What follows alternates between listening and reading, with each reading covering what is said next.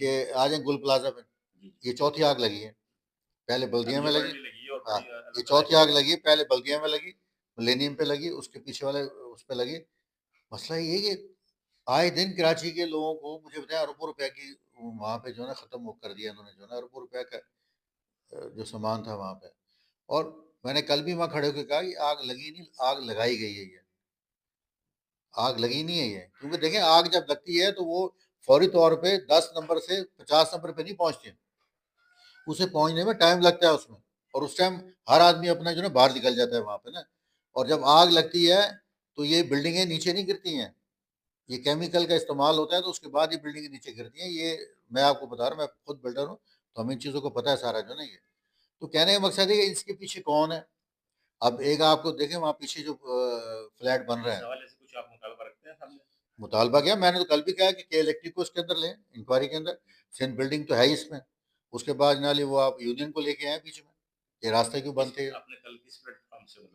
نہیں نہیں، نون لیگ کے حوالے سے میں نے کہا، نون لیگ کے حوالے سے کہا، لیبر کے حوالے میں مجھے کیونکہ انہوں نے کہا تھا مریم صاحبہ نے کہ آپ جائیں وہاں پہ اور وہاں جا کے لیبر دیکھیں کتنی لیبر ہے وہاں۔ اچھا پھر کل جو سب سے بڑی بات ہمیں پتہ چلی وہ یہ بات پتہ چلا ہے کہ وہاں جو ہے کم عمر کے بچے جو ہے نا وہاں پہ کام کر رہے تھے، تو یہ میں یہ کنورٹ کیا گیا، دیکھیں نا 400 دکانوں کو 1200 دکانوں پہ کیسے کنورٹ کیا گیا۔ تو جب تک دیکھیں ایک کراچی کے اندر، میں نے کل بھی مطالبہ کیا تھا، آج بھی مطالبہ کرتا ہوں، اور یہ کراچی کے عوام اگر نہیں کرے گی تو پھر ہمارے بچے جو ہے نا وہ اسے بھگتیں گے اس تمام واقعات کو نا۔ ایک کڑا احتساب ہونا چاہیے یہاں پہ، انکوائری ہونی چاہیے کڑی، کسی کو کوئی جرت نہ ہو کہ دکان کے آگے اپنی جو ہے انکروچمنٹ کر سکے کسی کو۔ اچھا کل ہم گئے برابر میں، ہم ڈی سی آفس سے گزر کے پیچھے ہم گئے بیک پہ، تو مجھے نہیں پتا تھا، پہلے ہم جب جاتے تھے ڈی سی ساؤتھ وہاں بیٹھتا تھا کمشنر آفس کے پاس نا، تو کل وہ ہمارے ایک جرنلسٹ بھائی نے بتایا، کہتے جی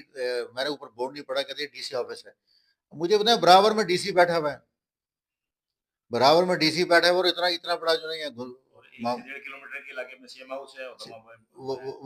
لوگ بیٹھے ہوئے ہیں۔ کہنے کا مقصد یہ ہے کہ کیونکہ ایک سسٹم ہے جو کراچی میں رائج کر دیا گیا ہے، اور سسٹم کے سامنے نہ ڈی سی کچھ کوئی بات کر سکتا ہے، نہ کمشنر بات کر سکتا ہے، نہ کوئی اور کوئی۔ اب دیکھیں